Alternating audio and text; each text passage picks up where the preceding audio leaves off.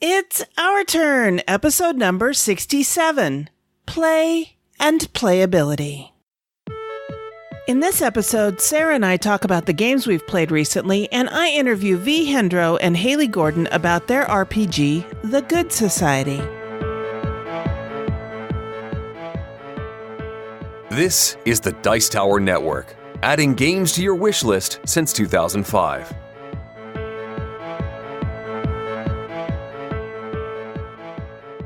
Hosting for this episode is generously provided by our fantastic patrons on patreon.com. As a thank you to our patrons, we post extra exclusive content just for them. If you'd like to help us out by pledging $1 per month or more, please visit patreon.com/OurTurnPodcast. Every dollar helps to keep this show going strong.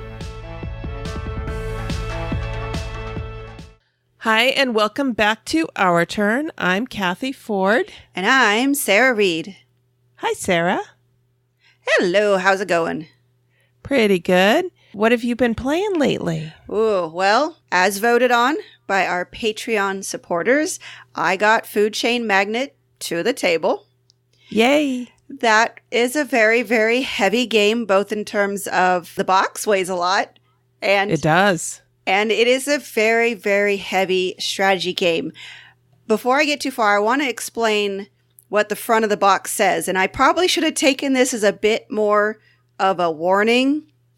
So it's got this 1950s look. A lot of people say it's boring because the box is this off-white and the cover just has this kind of bluish kind of circular background. It looks like a 1950s diner. There's a waitress on it. And it says Food Chain Magnet. And so it's kind of, some people say it has lax art, but it's just they really want the graphic design look of the 1950s. Anyways, It has one of those burst type icons and it says, served with your choice of strategies.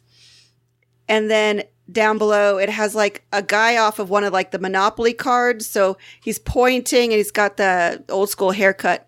The modern way to old fashioned good gaming.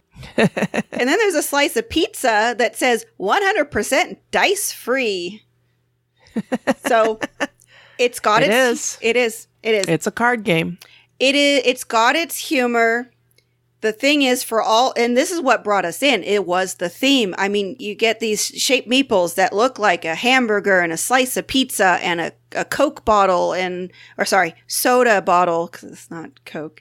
Right. And it was like, okay, so the focus of the game is you're building your company. Like you said, it's card driven and you've got some resources and some tiles, but every turn you're setting up your company organization. Literally, you start with your CEO who can have, it was 2 or 3 employees. I can't remember. I think it's 3. I think it's 3. And it's really limited. It's very limited. So at the beginning, you can only hire a few people, but that's what he does, or she. I think it's a male picture though. But anyways, you hire. And these people do different things. You've got marketers, you've got waitresses, you've got trainers. They just, everything you think you would possibly need to run a corporation, it's there. And of course, the fact that this is a fast food chain, that's what you're trying to do. And then the city is like these variable setups. I will have to point out, Will made a really cool frame. So one of the downsides is you have to put out these different tiles that are the city maps, and then you put tiles on top of it, and then you put tokens on top of that. So it's really easy to knock everything apart. So with Lego, there's a really large gray base plate that's like 15 inches by 15 inches. He made a brick border that relatively held all the tiles in. There's a little bit of wiggle room. Wow. But the nice thing was that everything still relatively stayed in place, because the first time we tried playing, we both knocked things all over the place. So I will have to say, if you like this game and you have access to Lego, it's really simple. Big, giant gray base plate. If you're into Lego, you know what I'm talking about. Just make a brick border and you're good. So you set up your restaurants on the board, and pretty much that's your turn, is you're setting it up. You're hiring people. You're activating all your stuff. The problem is this is one of those true hard strategy games. You live or die by what you can do. It's so open. You can do anything, which means it's so open that you can completely fail. It's just really hard.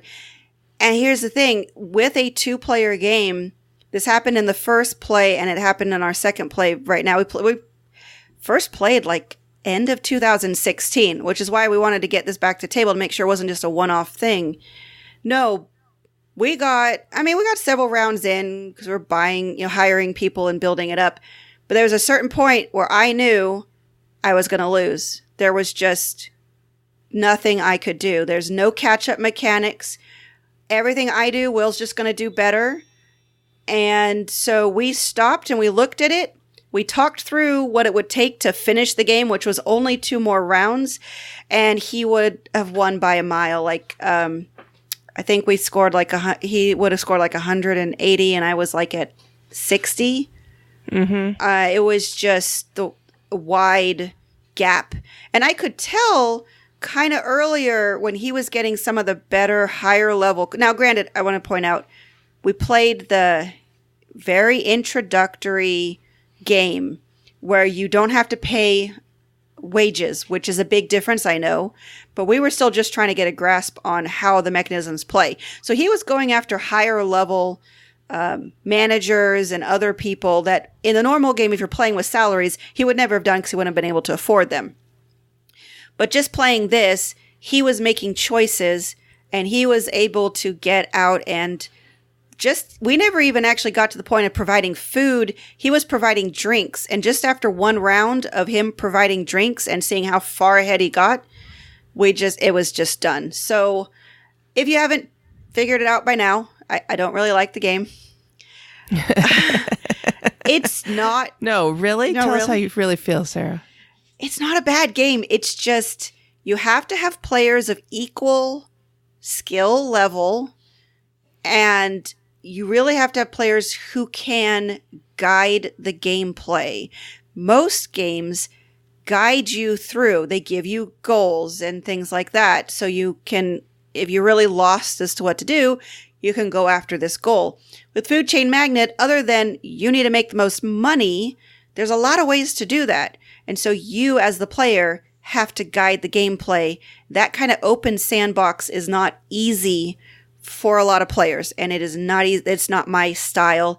And I've just found, as much as I love strategy games, I'm still on the more medium to light scale. And there's nothing wrong with nothing wrong with that. I just kind of feel a little bad because Will really liked the concept, but he also understood that it wasn't worth playing if I wasn't going to enjoy the playing of it. But right. It fits with his mindset.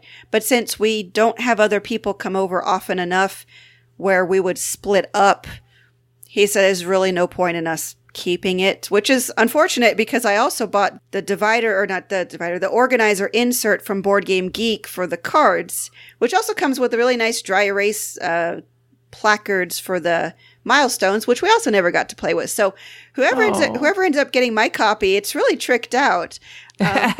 So we're definitely going to be a bit more careful because I think we've spent at least about $100 on this game. So we're going to be more careful about that. But in the end, I gave it, for me, a 2 out of 5. And that's because I recognize that it's a good game. I mean, it's a game that's good for certain people. And I also really like the meeples or the shaped resources. So I wish I could keep it just for that, but it's not worth keeping it at $100 for just hamburgers and pizza-shaped pieces. Yeah. Mark and I played this at a library game day with our friend Richard Bright. Hi, Richard. And Richard is an excellent game teacher. Mm-hmm. And he did a great job of guiding us through, like you said. Yeah. You know, you need someone who can not only teach you the game, but guide you through it. And even though he guided us through it and was really good at teaching it to us, he was a huge runaway leader. Right, exactly. And I think I probably gave this game a 2 or 3 when I rated it. But it's one that I would like to try again because I can see it's a good game and I can see I would probably enjoy it once I got good at it. Right. Because in hindsight, I can see where I made some mistakes. Mm-hmm. Mark, if we had a negative rating, I think he probably would have given this a negative 5. But I think he gave it a 1, which is, give me back the time I've spent playing it. He did not have any fun with it. He didn't enjoy it at all. So it's a tough game. Yeah. It's a tough game. It really is. The hardest part I struggled with, and conceptually, I can kind of understand it, but it doesn't, no other game I've played works this way, but you have to advertise before producing food. And I could not get that. I have this thing in my head of I have to have the thing before I go and advertise that I have the thing to sell it. I just could not get that part. And the first game we played, I did that twice in a row. I produced, then advertised. And Will's like, what are you doing? And I'm like, wait, I did it again. And then in this game, I didn't quite do it wrong. It's just I was really behind the curve. Like, I could only provide a couple of sodas, and he was like, here, free beer for everybody. I was like, So, yeah. I'm kind of with Mark on this. It's just, it does not work with my head. But like you said, it's fine. There are games out there for everybody. I just finding that as much as I like strategic games, and I like thinking and, the whole living or dying by your brain, I guess I just need it on a more medium scale than this high-end scale. Sure. So there you go. Food Chain Magnet. I give it a 2 out of 5. And it's heading for your trade pile. And it is headed for the trade pile. All right. My first game that I'm going to talk about, I have talked about before on the show, and that is Terraforming Mars. Mm-hmm. If I were going to do a 10 by 10 challenge, which I have not ruled out for this year, but I haven't signed up for it yet either, Terraforming Mars would be on there. That, and I know Charterstone would be on there. But the reason why I'm talking about it is this game, I think, was probably my lowest scoring game ever. Oh. Of Terraforming Mars. I was doing so good during the game, but when it came to scoring, I came in dead last, which is not unusual, but really low scored. I couldn't find plants to save my life. And so none of my cities had trees around them or forests around them. And I almost always seem to forget about the awards and milestones at the bottom of the thing. Oh, no. And so everybody else swoops in and gets them all before I go, I should have done that. So I am still trying to work on figuring out a good strategy for this game. Mm-hmm. In spite of that, I'm having similar frustrations with Terraforming Mars that you had with Food Chain Magnet. Yeah. In spite of that, I still give this game a 4.5. Well, hey, that's awesome. I think of all the times I've played it, I've won it once. Mm-hmm. And this time I lost to a complete newbie. But I always have fun playing this game. That's awesome. I always have fun playing this game. So I give it a 4.5. Yeah, I really enjoy it. And so that's Terraforming Mars, designed by Jacob Frixelius. Sorry, Jacob. And published by Stronghold Games. Well, that just reminds me, since you also mentioned Charterstone, we finished our 10th play of Charterstone. So that is on my 10 by 10 list. And for all of that, Will is not winning much. He's won a few more lately because we're playing when I'm not feeling as well. But he says every time we play, he loves it. He's having a blast. And it's just, We've played it 4 times with our group. Awesome. And 2 of our 6 players have won all 4 times. Gotcha.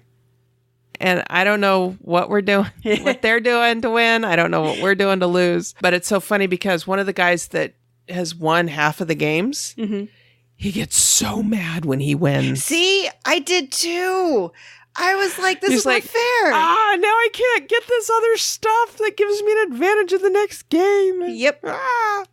Yeah. And I'm like, sorry. I know. And my whole thing is, man, I mean, we only have 2 more plays because it's supposed to be 12.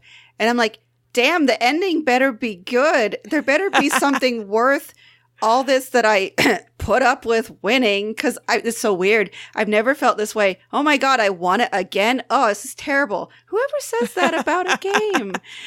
And here I'm like, I really hope winning the campaign actually means something, because some of the events that have popped up, I'm like, what the hell? Just where did that come from? I mean, I know part of it is I'm a very straightforward person. And so if something is leading me in a certain direction, I'm like, okay, that's what I need to do. And then out of left field, this other thing comes out and that's what the end is. And I'm like, I didn't prepare for that at all. No hints, no guidance. And I'm like, I do not roll with the punches here. And Will's like, cool. Awesome. Let's go. I'm like, what? This is not cool. No, it's not cool.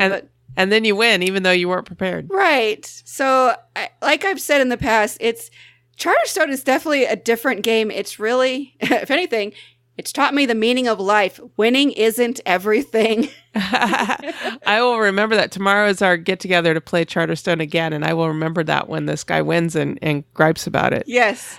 Yeah. All right. So that wasn't even one of our games to talk about. So we just got off on a tangent. Yeah. All right. So what's your next game to talk about, Sarah?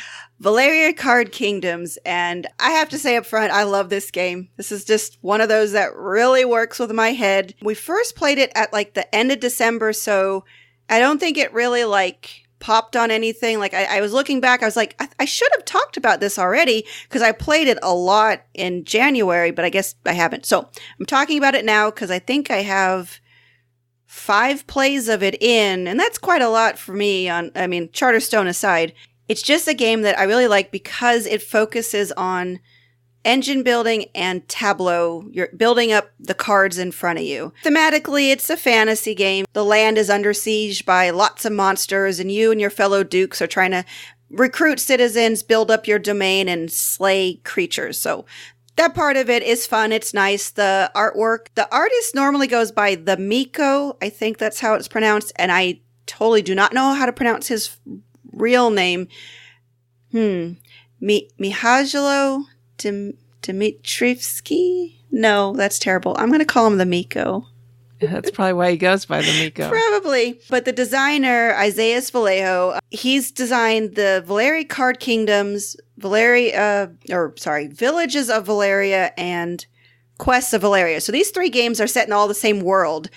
Card Kingdoms came out first, but it's the last one we've played, and I love it the best. The other ones are good, but like I said, this is tableau building. It's a little similar to deck building, but not exactly. And let me get how you play. Everyone starts off with a knight and a peasant, which give you some really basic things. The peasant will give you a coin when it activates, and the knight will give you a mite. How it activates is really cool because each of them have a number on it. At the beginning of everybody's turn, you roll 2 dice. Each dice individually will activate the people in front of you, and then you add up the numbers too. So if you roll 1 and 3, you activate your 1 card, your 3 card, and then the 4 card. So that's what you're trying to do, is you're trying to get more people. So the citizens make up your numbers 1 through 12, or 9 and 10 are on the same card, and 11 and 12 are on the same card because those numbers are harder to roll and activate. But the different citizens will do different things, but you really only have 2 resources, money and might. There's a third resource, magic, which just supplements. So like if you go to pay for something with coins, you could pay 1 coin and the rest in magic, but you can't pay all magic. You could go and you could pay 1 might and the rest in magic. But again, so you got those, and then you got expensive domains, which help you do get like abilities either one time or over time, like maybe it might reduce the cost of something. But the really cool part is this row of monsters, and each monster deck starts off with a weakling, like maybe it starts with a goblin. He only takes 1 might. You only get 1 victory point, but maybe you get a coin. But then once you defeat him, he comes off, and maybe now there's a goblin, I don't know, mage or something. And so now this one takes 5 might to overcome, worth more victory points. So there's this progression through these different areas. But what I just really love is it keeps everybody involved, every person's turn, because you're always rolling the dice. Everybody gains resources on everybody's turn. It reminds me a little of Dice Forge. Dice Forge does the same thing. One person rolls their dice, or everybody rolls their dice actually in that one, and you all gain resources. But this one is the dice get rolled, everybody gets resources. So you're trying to get citizens for different numbers to also enhance the strategies, because maybe you just want to go and fight monsters. So you don't need as many of the citizens that provide money. So you just get like the knights and the champions, and I'm trying to think of other ones, but the ones that produce might, you'd go heavy on those.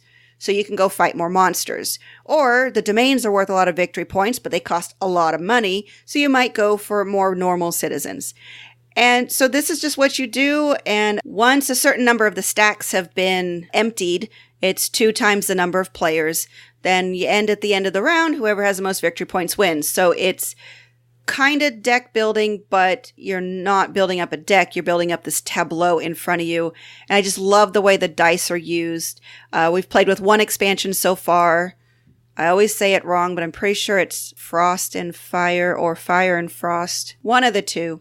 But it just adds a lot to the game. And then I'm backing right now on Kickstarter their Shadow... I am terrible at names today. Shadow Veil, I think. And that adds more of the horror type monsters like vampires. And I mean, it's not really horror. It's just those type of creatures that people like zombies and... But it's set in the same world? It's all set in the same world, just adds less of the D&D style monsters like you would. There's treants and ogres, you know, the more basic D&D monsters are what's in there right now. And so this Shadow Veil or whatever it is, I'm forgetting, adds the vampires and the werewolves and those kind of elements to the game.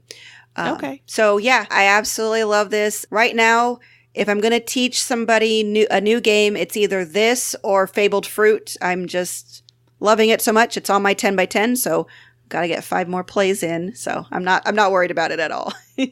Oh, I gave it a 5 out of 5. Okay, and that is? Valeria Card Kingdoms. Excellent. All right. Last week, when Annette was on from Netter's Plays, I talked about Mombasa, but Mark and I had only played it 2-player. Have you ever played Mombasa? No, I haven't. Okay. So this last weekend, we had a game day at Great Escape Games, our local friendly local game store. And my friends Afshin and Daryl were there. And so we sat down, Mark and I, with Afshin and Daryl and played a 4-player game, which is this game maxed out. Mm-hmm. And for those that either didn't hear or don't remember what I said about it, it's a game about the colonialization of Africa by Britain and France, by companies from Britain and France. And you are expanding trading posts, you're digging diamond mines, trading things, doing accounting, which I know sounds like loads of fun, but stick with me here. And so it's a resource management and area control game that happens to have the theme of colonialization in Africa. But that's as far as it goes. It doesn't get into how the local people were treated or anything like that. So it's not glorifying it. It's just... And in fact, on the cover of the rule book, Alexander Pfister, who's the designer of this game, said, you know, like it or not, this is something that happened in history. And this game is a game about this period of history. Right. It's not glorifying it. It's not defining it. It just is a game. So Mark and I played it 2-player and we went, not bad. Not bad. Mark, I think, gave it a 3... and I gave it a 4, but we wanted to try it 4-player, and so we did. And I give this game a 4.5. Wow. Out of 5 as a 4-player game. In my opinion, this is a 4-player game. Can you play it 2-player or 3-player? Yes. This game should be played 4-player every time. It is a very good strategy game. It's a very good area control and resource management game. Basically, you get these cards to begin with. It's sort of also a deck builder, which is kind of interesting. You get these cards that are your starting resources, and you're investing in these 4 companies that are going into Africa. 3 of them, I think 3 of them are British and 1 of them is French, or maybe 2 of them are French. There's 4 companies altogether. You invest in all of these companies. Your level of investment is going to be different for each company. It just depends on where you're moving in, from which direction, and all of that. You get these little houses that you put on the board as you're expanding that company's territory, and then you bump into each other. Each of the companies bumps into each other, and then you're pushing back and forth, taking resources from one another and that kind of thing. And then there are 2 tracks on each player board. One is the diamond track, and that's where your mining diamonds, and you have a diamond merchant, and every time you play your diamond merchant, you get to advance on the diamond track. And then there's the accounting track, and you have an accountant card that you play. And as you're expanding into Africa, you get these accounting points, and you get to spend them to buy these little books that go on your accounting track. And then you can move it has a little inkwell meeple. Aww. Yeah, it's really kind of cute. You move your inkwell forward by meeting the resource demands that are on the books, and you get the reward for the last book in that particular movement. So you can move ahead one book at a time, or if you've planned really well and gotten really kind of lucky, you can advance 3 or 4 books at a time. You only get the reward from the last book. You don't get to collect the rewards all the way down the line. It's really important to pay attention to the diamond track and the accounting track in front of you, because as you advance your little diamond, your little gem on the diamond track, and you advance your little inkwell on the accounting track, when you get to a certain point in each of those tracks, it opens up another card slot under each track. So now instead of 3 resource cards that you can put down, you can put down 4 and then 5, which gives you a little more oomph in your play. And there are these little flags between every, I want to say 4th or 5th space on each track that have little points on them. And at the end of the game, you collect as many points as the last flag that you passed. Oh, okay. So if you pass 10 points, great, you get 10 points. If you pass 30 points, you get 30 points. It's not cumulative. Gotcha. Anyway, we played this game. Afshin had played it before, but it had been a while.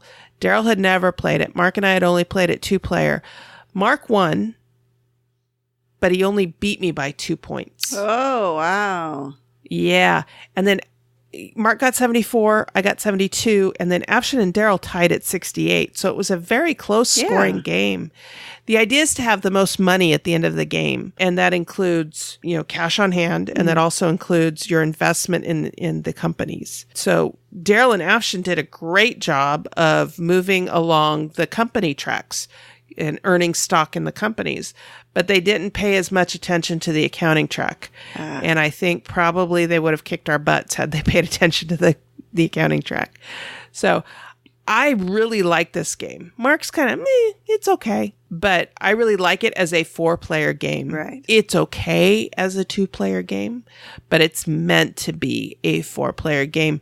Even though you're all investing in all 4 companies, when you only have 2 players, really a couple of the companies get ignored. At least they did in our game. It's just easy to focus on one company and move yourself along that track. And if you get a minor investment in some of the other companies, that's great, but it makes more sense with 4 players. And I really liked it. So that's Mombasa. Alexander Pfister is the designer. Clemens Franz and Andreas Resch, I apologize if I mispronounced that, are the artists. And it came out in 2015. I first heard about it on the Secret Cabal Gaming podcast. And they really praised it. And then they came back about 6 months later and did a review of it, of how they felt about it. And they still really liked it. Oh, cool. And now I can see why. It actually has fairly simple rules, but it's a pretty good strategy game. If you and Will wanted to play it, you would probably enjoy it. And I think visually, it's probably going to be okay for him. Okay, I'll take some look. It's not an overly busy. It's not an overly busy player board. It's not an overly busy board. Yeah. But again, I would recommend it more as a 4-player game. So maybe next time, the 4 of us can get together and play a game. I'll bring Mombasa. That would be awesome. So that is Mombasa, and I give it a 4.5 as a 4-player game. Nice. Well, I'm very happy to say we finally got the newest expansion to Dominion. I know you really like Dominion. Yes, it's one of our favorites. Although we don't play it as often as I'd like, it's still a favorite.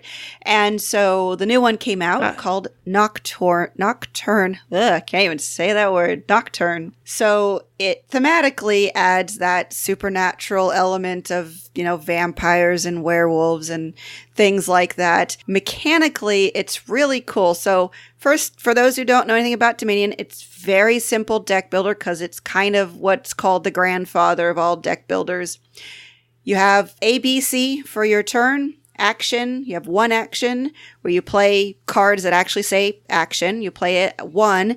And depending on the cards you can gain, they might give you more action, so you could play more, which is actually the whole point of the game is action chaining. Then you have your buy phase where you have one buy unless something you played in your action phase gives you an additional buy. And then there's cleanup. There's certain things that might happen during cleanup. Well, the different expansions have added different things like maybe cards that stay out longer, like a couple of turns, but they've never had one that actually adds a whole new phase. So Nocturne adds the night phase after your buy, but before cleanup. It's really interesting. I've only played it once, but I really like them. And the ones we saw, most of these night cards let you manipulate your deck. That's like I said, at least the ones that I saw. So the ones we played with let you look through the top 5 cards of your deck and rearrange them, discarding any that you want. One of them was a duration that said at the beginning of your next turn, draw 2 cards. And I know there was another one, I think it had something to do with trashing. It was like based on the number of cards you gained that turn, you can trash either cards in your hand or coppers that you've played. So it helps thin your deck. So far from what I've seen of the night cards, that's their sweet spot of after you've bought stuff, you can then manipulate your deck to keep going. And there's a couple of them when you gain them from the kingdom cards, they actually go straight into your hand. So you get to use them right that turn because it goes from buy phase to night phase. So that was really cool. Some of the cards added heirlooms that replace their starting coppers. One of them was really powerful. It's called a lucky coin. And when you play it, it's only worth 1 copper, but you gain a silver. So there's copper, silver, and gold worth 1, 2, and 3 value. So you're playing a copper, but you gain a silver. It goes to your discard pile, and you can play with it later. So it got you a little bit more money faster.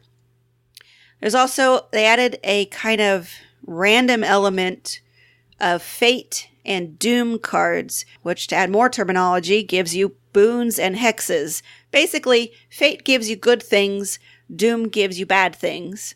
So, makes sense. Which makes sense. So certain cards, when you play them, attack the other players and give them bad things. Or there's cards that you could play that give you good things. So it was really cool. And then from this, some of the cards gave you special cards that could only be gained from those boons and hexes. So that's also a really neat layer of complexity. You can't buy these cards directly because they're not considered part of the supply. You have to gain them by actually being either hit with this hex or a boon happens. I mean, I love it. But I love Dominion, and I think this is a really solid addition. 5 out of 5 for me. It's the 11th expansion, if anyone's keeping track. Wow. Yeah, and this is the big box. There's 500 cards. It's a big box expansion. Oh, wow. Yeah, and I have to say... Aren't there already like a zillion cards? Oh, yeah, there are. I mean, there's only, if I remember correctly, 3 or 4 small box. And I mean, small is still like 300 cards. So, wow. Yeah, most of them are big boxes. And I know a lot of people give Dominion grief because it's themeless, but I think people just don't read the front cover of the instructions or the back of the box because whoever's writing these things is a great sense of humor. I'm just going to read a couple of sentences because it's just so funny. You've always been a night person. Lately, you've even considered becoming a vampire. There's lots of advantages. You don't age.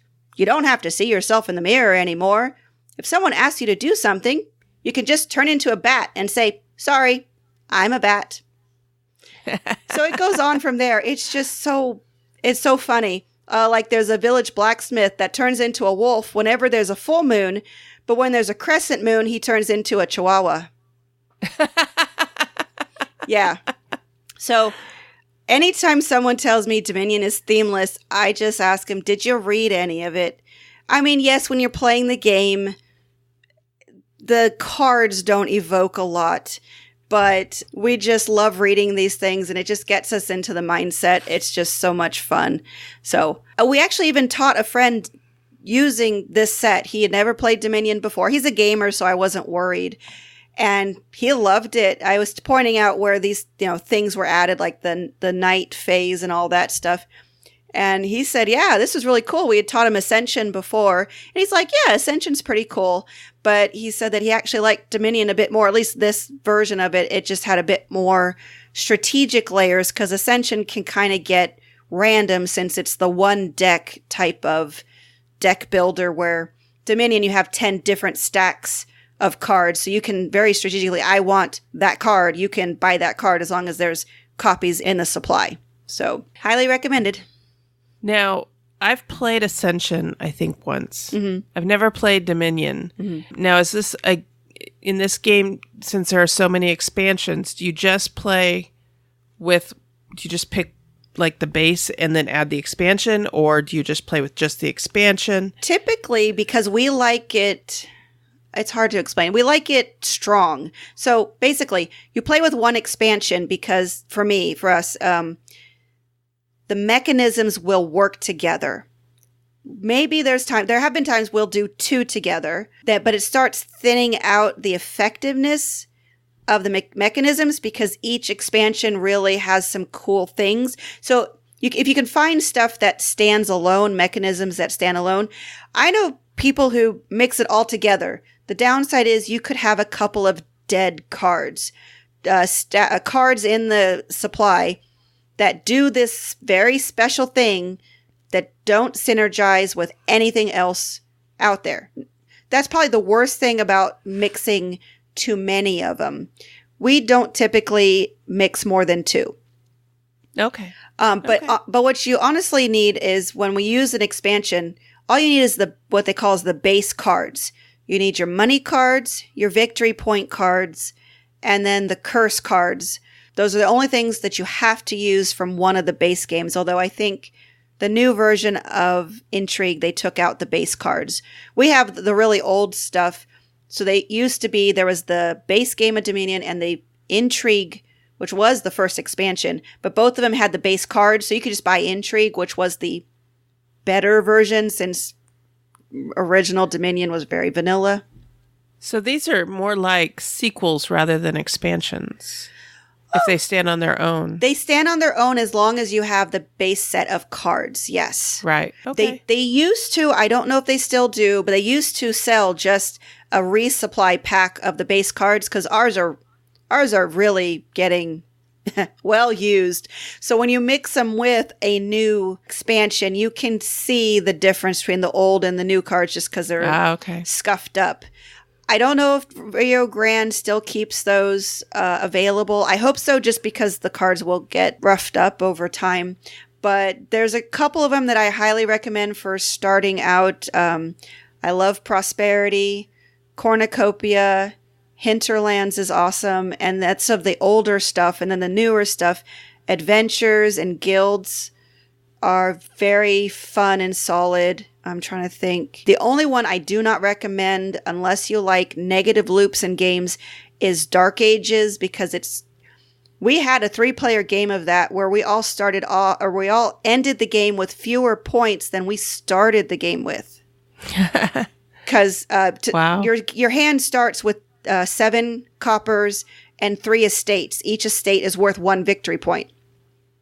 But with Dark Ages, those estates get changed. You get different cards. You get a Ruins card. I mean, think of the Dark Ages. It's really bad. Everything's bad. And so you're trying to get yourself out of this hole that you're in. It is not my favorite. Will loves it, but not my favorite. And then the other one that most people don't like is Alchemy, because it adds potions. So certain cards you can't play unless you buy unless you have a potion. That added a complexity that most people didn't like. But it has its niche. I don't like it because there's a possession card in there. And Will and my nephew have used that effectively against me way too much. And I don't like it when they get to play my hand, gain cards for themselves, and then the next hand I draw is crap. So I'm not a fan for that reason. But anyways, there's a lot of good stuff. Starting out with Vanilla Dominion is not terrible if you get the second edition because they revised some of the cards, so it's stronger. But if you're a gamer and you've played a lot of games, I don't say you don't have to start with the base vanilla to learn the game. Okay. So. That's one thing that's kept me from even buying any of it is because there are a zillion expansions. Yes. And, having never played the game and not being a huge fan of deck builders, I was like, I'll pass for right now. Yeah. I'll wait till I can play it somewhere. Yes. That's another one that I hope we can sit down and play sometime. I think you might enjoy it, but it's definitely one you'd want to play first because there is so much of it. If you don't love it, you wouldn't want to get into that. Right. And unfortunately, there's not a good digital implementation. We've been hoping that the newest thing would work out, but what they did for online was just bad. So I've heard all about that from friends. Yes. Why can't they do it like they did Ascension? I know. Really? Different publishers, of course, but yep. Yeah. All right. So that is Dominion Nocturne. Yep. Give it a 5 out of 5. Awesome. Well, Mark made it his quest this year to get his paws on Sagrada. For some reason, that game caught his attention and stuck with him like glue. And so we found it. I think the last time you were on, you talked about you had a Cool Stuff Inc. order coming. Mm-hmm. And I went, I'm going to check Cool Stuff Inc. and see if they have it. Yep. Sure enough, they did. We placed a big order. Stuff is on the way. But... actually, we also found it on Amazon. Oh, okay. Cool. And I think it was a little cheaper and delivery was faster, so we got it through Amazon. So we got it to the table this weekend, and it is as beautiful as everybody has said it is. Yep. Have you ever played it? I have not. I've seen lots and lots of pictures of it, and it looks beautiful. So let me start off by talking about the components. Mm-hmm. Each player gets this layered cardboard window, and it has a little slot for you to slide a card in. So that's where the variability comes in. By these cards that you slide in, and it then has a grid with little dice-shaped cube squares, and you're supposed to match the pattern. The thing is you can't just plunk dice anywhere. You have to start from the edges and work your way in.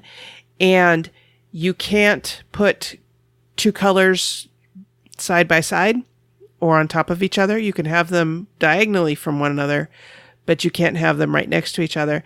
You also can't put numbers next to each other. You can't have 2 5s next to each other or 2 1s next to each other. These are D6s. Right. So you have to manage that. This game is brain burner. Mm-hmm. It's a real brain burner. It's a dice drafting game. So each person takes a turn each round, pulling out the number of dice that you need, and it's number of players times 2 plus 1. So in our case, we were playing a full game, so that was 4 players, so that's 9 dice. So you pull out 9 dice out of the bag and you roll them, and then you take turns drafting. And the thing is, everybody's going to get a choice because there are 9 dice. But it's a serpentine draft, so it goes around from player 1 to player 4. And then player 4 gets to go again, and it goes back around to player 1. And then the die that's left over goes on a turn track. And so this game is played over 10 turns. And so you keep putting these dice on. We had one card that was a tool that allowed you to switch the die you drafted for one of the dice on the turn track. Nice. Which I thought was kind of cool. There are also these tools that are dealt out at the beginning of the game. You deal out 3, and there's many more than 3. And everybody gets to use those. And then there's also goals that you're going for that are used in the scoring at the end. So our goals were, did you have any rows that didn't repeat any numbers? Another one was, did you have any columns that didn't repeat colors? And then another one was, did you have any rows that didn't duplicate colors? So we went around and we played until turn 10. There are 90 dice, and we were drafting 9 at a time. for 10 turns. So you really don't want to lose dice from this game. No, you don't. We had a few hit the floor. We're like, find them. Anyway, so the scoring was great. I think I came in second to last. Anyway, we were playing the game, and Mark goes, so what would you give it at this point? And I said, don't ask me until we're done scoring. And he started laughing, and I'm like, I can't give it a grade now. Not because I am hoping to win, and I'll grade it great if I win. I never win games. I very rarely ever win games. But part of the play of the game is the scoring at the end, and I wanted to see how the scoring worked. Yeah, the experience of it. Exactly. So I give this game a 4.5. It was fun. We played it full honk. If you suffer from analysis paralysis, do not play this game. Yeah. Do not. Just save yourself, save everybody involved. Don't play this game because you will just grind to a halt.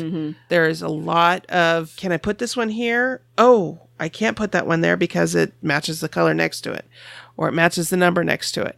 And then you're looking and you're like, well, there's a 5, there's a 2, there's a 4, there's a 3.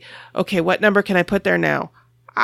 Yeah. Yeah. I mean, for us, we were kind of going, So that's why I gave it a 0.5. I probably would have given it a 4, except for it hit one of my pet peeves, but it did it in a good way. Okay. And one of my pet peeves is when publishers design the box for shipping and not for storage. These guys designed this box to store the game. Nice. And I mean, it has nice little insert.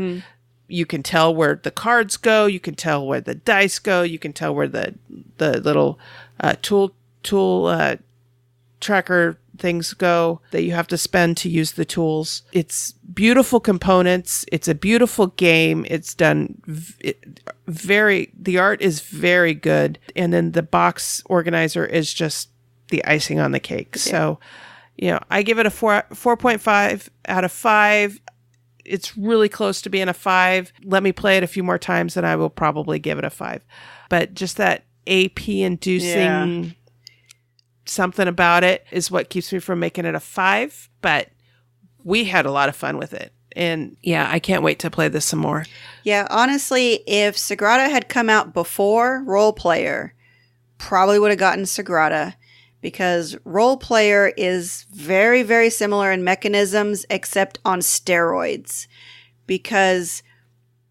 So with Sagrada, you're just trying to, same thing. You're trying to get dice with Role Player, you're trying to get the dice in certain places, but you have like 3 different measures of how you want your dice and where. There's one thing tracking color, one thing tracking values, another thing tracking something else.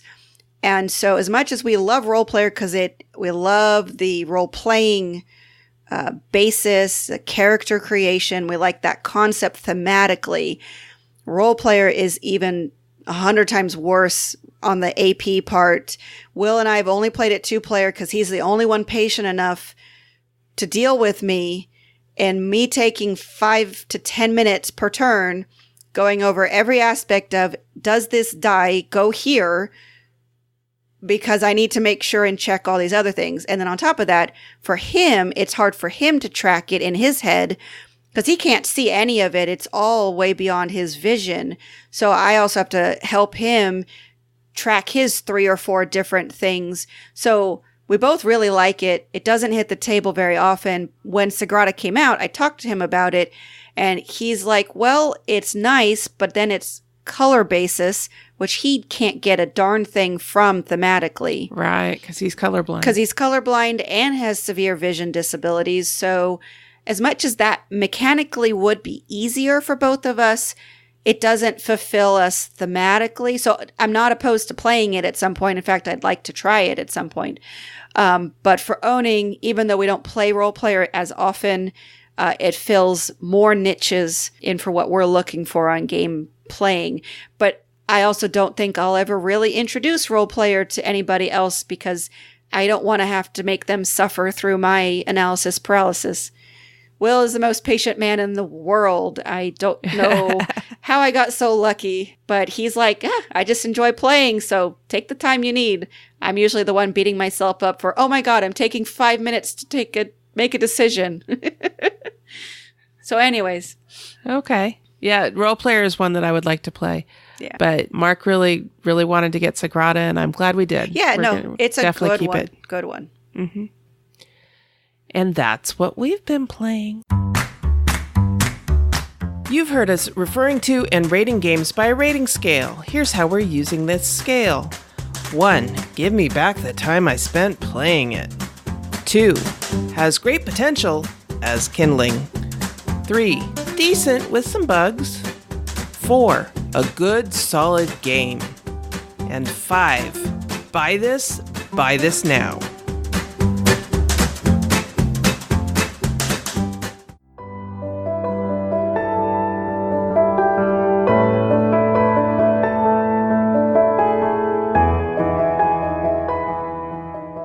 Today for the interview, I am joined by Haley Gordon and Vee Hendro, who are authors of a new RPG called Good Society, which is based on the collected works of Jane Austen. They are joining me from Sydney, Australia. Ladies, welcome to our turn. Hi, Cathy. It's Vee here. And Haley, thanks for having us on your show. Oh, I am delighted to have you on. I have never heard of an RPG based on Jane Austen before, so that just totally intrigued me. Tell me about yourselves. How did you meet? Haley and I are actually married. So we met in high school, would you believe it? And we've been married for about 3 years now. Mm. Oh, very nice. Very cool. So is Good Society your first game design? No, it's not. So last year, around this time, actually, we kickstarted a game called Alas for the Awful Sea, which is about myth, mystery, and crime in the 19th century rural UK. So it's funny because that game is set just 20 years later than this one, but it's completely different genre. Like it's about very tiny rural villages and poverty and a bit of myth and mystery. So that game has fulfilled now, and so we sort of turn our mind to the next adventure. Oh, wow. That's great. So how did you get into game design? So Story Brewers as a company or designing unit has been around, I guess, for about 2.5 years, I'd say. We started off, we started playing board games about 10 years ago together as, but that's what you do on dates, right? But we went from that to role-playing games quite quickly. And after playing quite a few role-playing games, I think, your own desire to create something and especially something that you haven't seen before or a genre that's not out there a lot. Yeah, I actually come from a playwriting background. And so, when I figured out there was a medium that you could use to tell stories in a collaborative way, I was like, I got to get on this right now. Yes, that's sort of how it... That's great. So I basically was just agreeing. It is very helpful that we have each other to talk over the ideas and how we want to take a certain idea and bounce. I don't really know where I'm going with this. That's okay. So an RPG based on the work of Jane Austen, what gave you the idea to do this? And are both of you big Jane Austen fans? I've got to admit, I have the brunt of the Austen fandom. I love Austen, obviously. That's not going to be a surprise. And a lot of what I love about the Austen genre is the way the story is told, as well as the kind of stories it tells. Because I think Austen is this marvelous sort of interior storyteller that's it's so funny, but yet it's so deeply passionate at the same time. And I started thinking a lot about whether or not that's something I could capture in a game. Now, I have to admit that I have never read any of Jane Austen's works. Shocking. But when I heard that there was an RPG being developed based on her works, that completely intrigued me because you hear a lot about space-based Yes. RPGs and fantasy-based Horror. RPGs. I'm a fan of both, but you don't hear about RPGs based on, I don't know, what genre would you put Jane Austen in? Romance? Romance, yes. Definitely. Yeah. Yeah, it is unusual. Yeah, you don't hear about Historical that. romance. Yeah. Yeah, I mean, it is unusual, but I think it's growing. Personally, like I'm a fan of space and I'm a fan of fantasy. I love Pathfinder, D&D, all the classics as well. Yeah, but that's not the limit for me to the kind of stories I want to tell. And so I guess when I approach role playing, I tend to think theme first, and I kind of think about what stories I'd like to tell. And I think there's a lot of people who are taking that approach nowadays. There's actually a designer called Emily Care Boss who wrote this amazing trilogy of romance games, which sort of started the idea of I've heard of her. Yeah, she's her stuff is really cool. You can do romance in an RPG. You can do drama in an RPG, and it doesn't have to be about shooting or even violence. Yeah, it just depends on what kind of stories are important to you. Exactly. Now, just to be clear, romance is not the same as sex. Not at all, especially not when you're talking about Jane Austen. That's what I was hoping you would say. Now, I got to say that looking into this RPG and getting ready to interview you, I'm intrigued now, and I think I'm going to add Jane Austen to my reading list. That's good. That sounds good. I've never been fascinated by romances, but I have heard a lot about Jane Austen, and now that you've got this game in the works, I think I'm going to have to in order to be able to, look into your game and see about running one.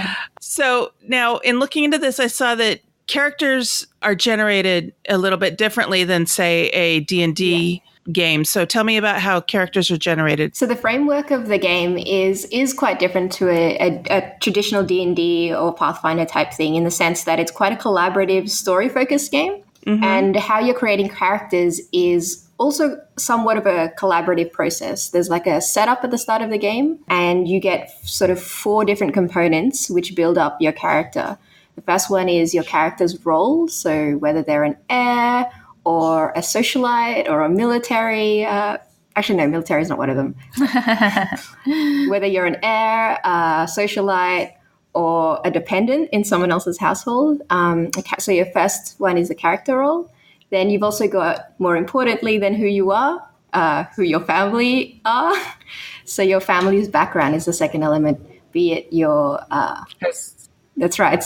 Status has a lot That's to right, do. exactly. So, what is your lineage? Do you have a peerage background, or do you come from more humble origins, that sort of thing? And then there are 2 other sort of aspects of your character, which are, based on Jane Austen's work. There's a sort of desire, the theme of, the passion of your character, what it is that they're actually trying to achieve or are passionate about or feel strongly about. That's one of the aspects of your character. And lastly, you've also got your relationship with other players on that table. So you're developing those relationships together in this setup phase as part of your character creation. Interesting.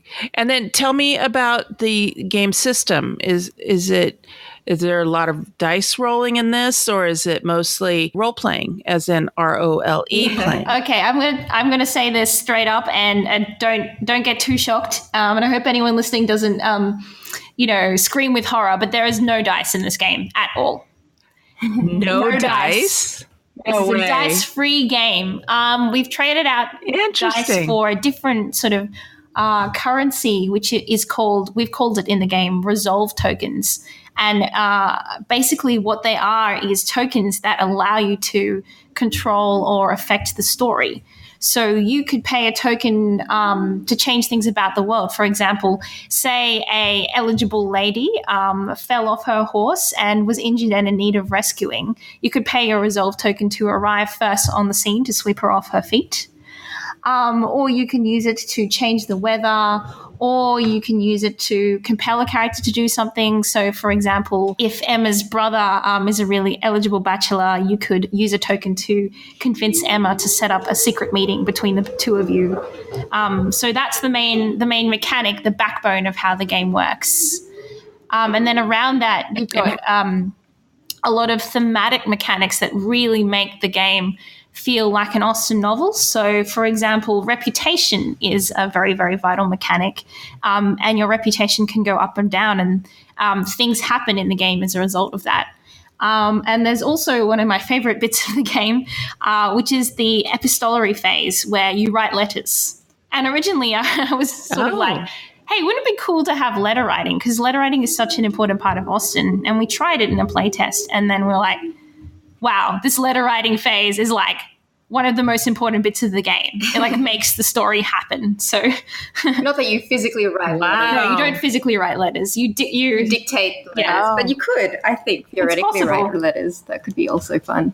Wow, that is different. Now, how does one gain resolve tokens, for example? Well, the resolve tokens works as an economy. You'll start with some amount, and in terms of, it's a bit of a give and take. If you're using a resolve token to affect another major character in a negative way on the table, then you're actually paying that resolve token to that person, so they can later use it to continue the story forward, basically. And also, so the idea behind the name of the resolve token is that when something bad happens to your character, you redouble your resolve and your resolution to like go out there and change the world in your favor.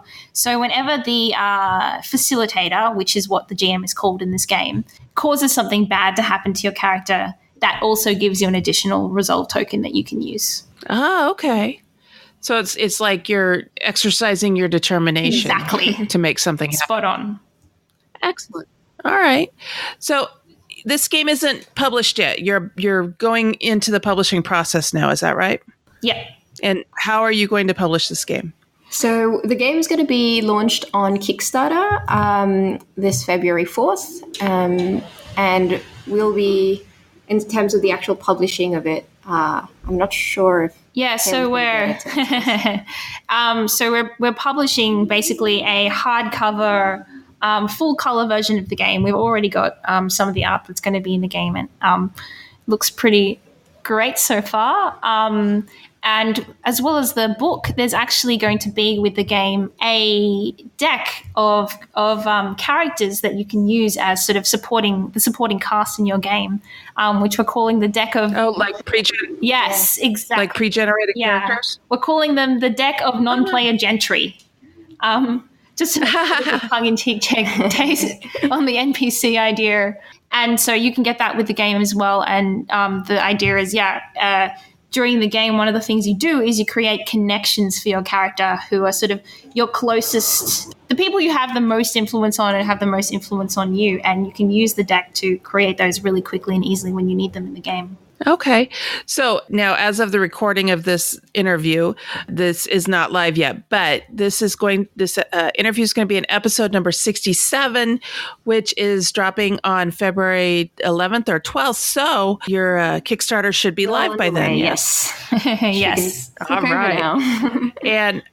And so we will have links to your Kickstarter campaign in our show notes if anybody in our audience is interested in checking you out, which I'm sure they will be. And then if people want to connect with you online, how would they go about doing that? Yeah, so we're on Facebook. We're also on Twitter @Storybrewers. You can find us on G+ as well, and our website, storybrewersroleplaying.com. Excellent. All right. We will have links to all of those in our show notes. And I want to thank you for coming on to Our Turn and telling us about this interesting game concept. I can't wait for your Kickstarter to be live and be able to check it out. Yeah, thanks so much for having us. I absolutely love RPGs that take an unusual we love making RPGs like that.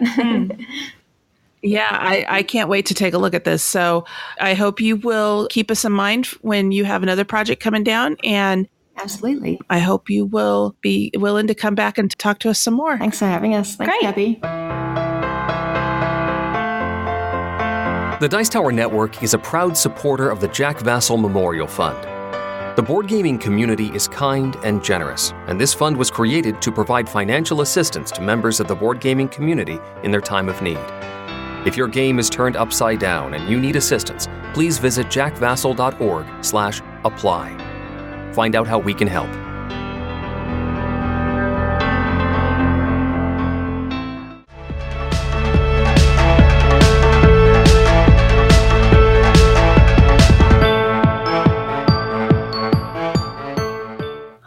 So now it's the time of the episode where we're winding things down and looking ahead. So Sarah, what have you got on your plate for the next couple of weeks? Well, I'm really excited about this Saturday because it's our monthly game design meeting, always the second Saturday of the month. So if you're ever planning to be in Sacramento, hit me up on Twitter. I'll tell you where it is because we always could use more play testers. But I'm really excited because we've been working on a new game design called Box Tops. So. I know. I can't wait to play this. Every time you show pictures of it, it takes me back to when I was a kid digging through the cereal box for the toy. Uh-huh. Yeah, well, absolutely. My challenge for myself is to make little cereal boxes before Saturday because we want the experience to be as engrossing as possible because this is very much a component game, which is very different from anything we've designed at all so far. We're much more of a mechanism and who cares what it looks like? Is it functional? Does it work? Blah, blah, blah. This is, okay, we have very meager design, like graphic design. We have no artistic abilities whatsoever. And how best can we take a tuck box template and make it look like a cereal box enough and then print them out on cardstock because that's the best we've got right now. Just again to see what it looks like, and then take that on Saturday. But I got the player mats, which I'm really excited about. I'm going to call them place mats instead of player mats. I like it. Place mats, which will have your bowl and your spoon, and then your sugar track. And I found white cubes to be a sugar cube. Nice. And then we wanted to incorporate drinks. You know, people drink milk or orange juice or whatever. And I was looking at Barbie doll size accessories, but they were like really expensive and I couldn't find the variety because we need 5 different things because we want this to play up to 5 players.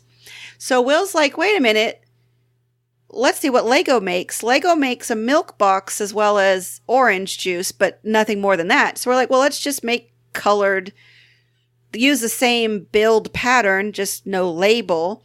So we made milk with the blue brick because most milk that I buy has got the blue label. Then brown for the chocolate milk, pink for the strawberry milk, orange for orange juice, and then apple juice was hard. We went with red, which then somebody said, well, that could be tomato juice. And I'm like, well, if you've got a healthy kid, maybe they're drinking tomato juice. It doesn't matter to me. So anyways, each player gets 2 of those, one to be on their action track and one on the score track.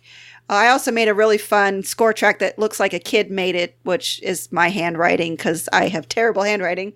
But it's like super awesome prize chart because the whole thing is the kids are counting up the value of these prizes. And whoever has the most valuable collection of prizes at the end of the game, at the end of breakfast, wins. So, yeah. Fun. I'm so excited. Fun. Yeah, we've never made anything this component focused, but it's just been so much fun. And breakfast is definitely a theme that I have not seen used in anything else. No, and it's funny because I've gotten that comment from a lot of people. They're like, why hasn't this been done before? This is just so obvious. And I'm like, well, I don't know. Will was starting to look at components and he said, well, a tuck box looks like a cereal box. Let's go from there. And that was his inspiration. So excellent. Yeah. Excellent. So that I can't wait to play it. Yeah, I'm hoping some point we'll figure out more time to get together and do that. And then otherwise, the next couple weeks, got the Lego meeting. Hopefully, maybe soon you will be coming over and you can join. We're going to start up a actual Charterstone group. 2 people. Yep. I wanted to get them over to play. One of them can't. I'm still trying to see if the other one still can. And then Will's like, oh, heck. He was worried about doing a 6-player game. So we were trying to just keep it at 4. And then he was like, you know what? Never mind. Let's do the full experience. So trying to get you 2 on, you and Mark on, and then another friend, Chris.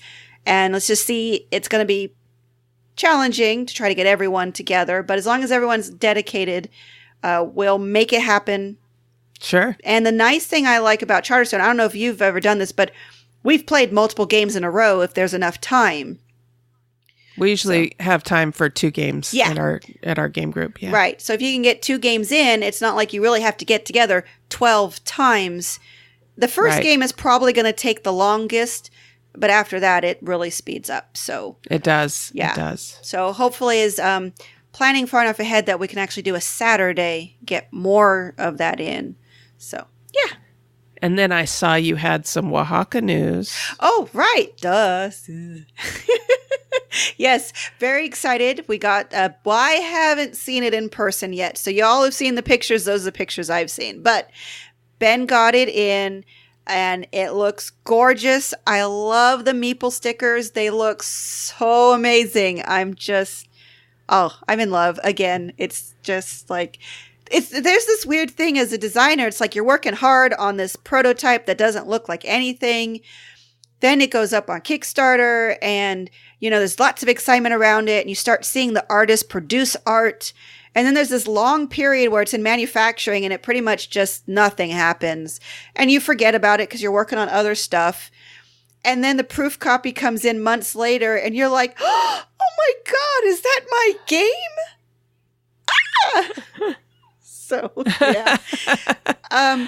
It's not all great I'm excited. news. I can't wait to get a hold of it. Yeah. It's not all great news. There's been some issues with the dice. It is unfortunately going to delay things. I really wouldn't be surprised if it's... So for those who don't know, there's the Chinese New Year starts mid-February? Mm-hmm. Something like that. Something like mid-February. China shuts down for a month. They don't do any work from the middle of February to the middle of March. And even when they get back to things, it still takes some time for them to get really up and going. So I think with the dice delay, we're not going to be able to get on a boat before the Chinese New Year, which means it'll all get produced and manufactured, but we'll get on a boat after the Chinese New Year. But I don't know yet. It's possible if they can get their act together and produce the dice. It's just unfortunately highly unlikely. Okay. But it's still looking great. Everything else is coming together. So it might be a little late, but as we all know, Kickstarters, we do the best to estimate our times and we just try to keep everyone updated. Excellent. Yep. Excellent. Well, I'm excited for you. Yee. So what I've got going on is it is my monthly Walker Lynn weekend. Mm-hmm. So I'm going to be babysitting my niece. But like I said last time, she's 3 now. Nice. And last time I was over there, she said, Aunt Cathy, let's play a game. And I went, yeah, yes, of course. This time I am taking a couple of games to play with her. I have bought Animal Upon Animal from Haba. That's a good one. And First Orchard, but also from Haba. Yes. Those are both really good games from what I hear. Yeah. So I've heard that too, but I've never played them. So I am looking forward to taking those out.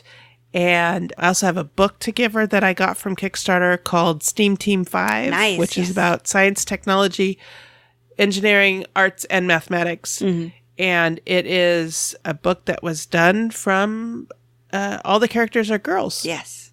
So that's exciting. So I'm looking forward to introducing all of those things to her this weekend. That's fun. Yeah, it's going to be a lot of fun. I think we're going to have a good weekend. So then we're just continuing to work on getting our convention organization together. Mm-hmm. We're excited because we're almost done with the business plan, and then we're going to submit for nonprofit status, and we'll see how that goes. So nice. Making some good progress on that as well.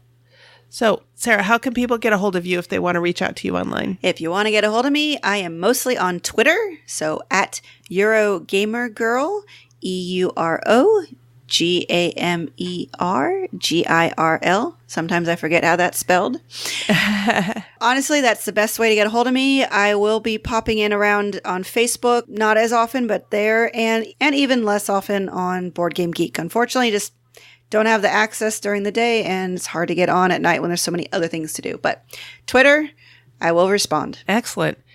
And then I run the Our Turn Podcast Twitter account, and I am the Guildmaster on BoardGameGeek.com, guild number 2600. So come on by there and interact with us. We have a great group of people on there as well. And then I have my own Twitter account, which I don't check as often, but it's Cathy's Brain, CATHYSBRAIN. And that's how you can get a hold of me. And also too, don't forget to check out our show notes, ourturnpodcast.com. And this episode is /episode 67. So that's where you can find out links to everything we've been talking about today, which has been a lot. Yes, it has. All right. Well, until next time, and on behalf of the entire Our Turn podcast crew, that was our turn. Now it's yours.